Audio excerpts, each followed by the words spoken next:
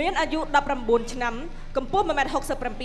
ទម្ងន់54គីឡូក្រាមធ្លាប់ប្រកួតចំនួន52ដងឈ្នះ38ដងចាញ់12ដងនិងស្មើ2ដងប្រដៅគូតស៊ូតាមលក្ខណៈបច្ចេកទេសចំនួន13ដងមកពីក្លឹបប្រដាល់ធុនសុភាគុណខ្មែរគ្រូបង្ហាត់លោកធុនសុភា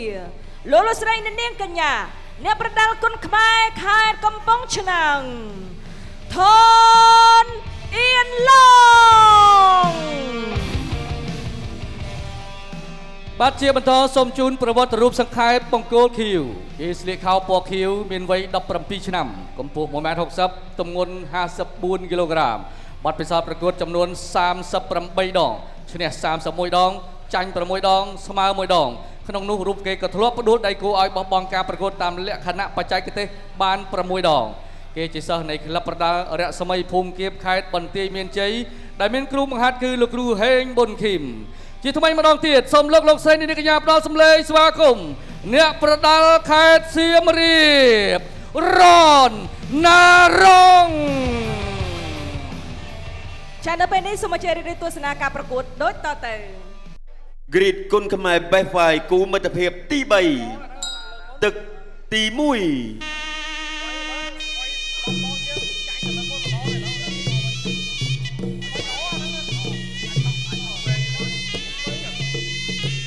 បាទឥឡូវរីករាយទស្សនាការប្រកួតគូពិសេសទី3បាទទឹកទី1បង្គោលក្រហមបាទធុនអៀនឡុងបង្គោលខៀវ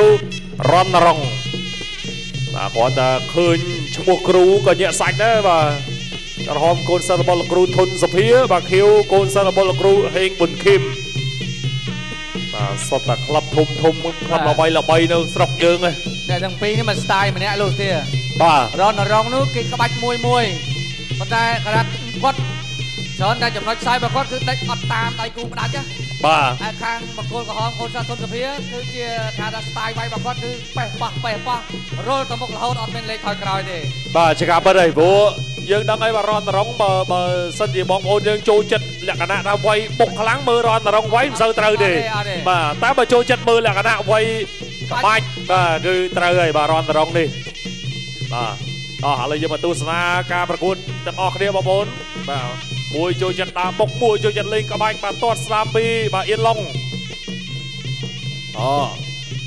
បាទគូនេះស្រួល5ទឹកពេញហើយបាទសង្ស័យបាទមិនឲ្យចាញ់គូ2ទេទាត់ជើងក្រោមជួយមួយទៀតខ្ញុំថាគូ2មិញមានបងប្អូនច្រើនគិតថាមិនចាប់ទឹកបាទតែអត់អីបាទសរសើរបកគោលខៀវក៏ទប់ដល់ទៅចាប់ទឹកអាយ៉ា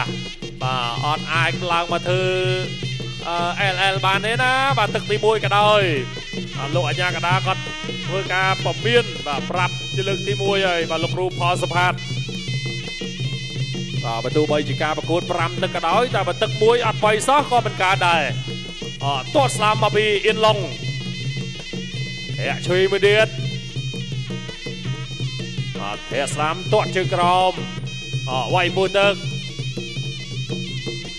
ទាត់ឆ្វេងទាត់ស្ដាមពីអៀនឡុងបាទអៀនឡុងនេះក៏ល្អជើងបាទជាពិសេសការទាត់បាទប៉ែកប៉ក់បាទមកជាប់រហូត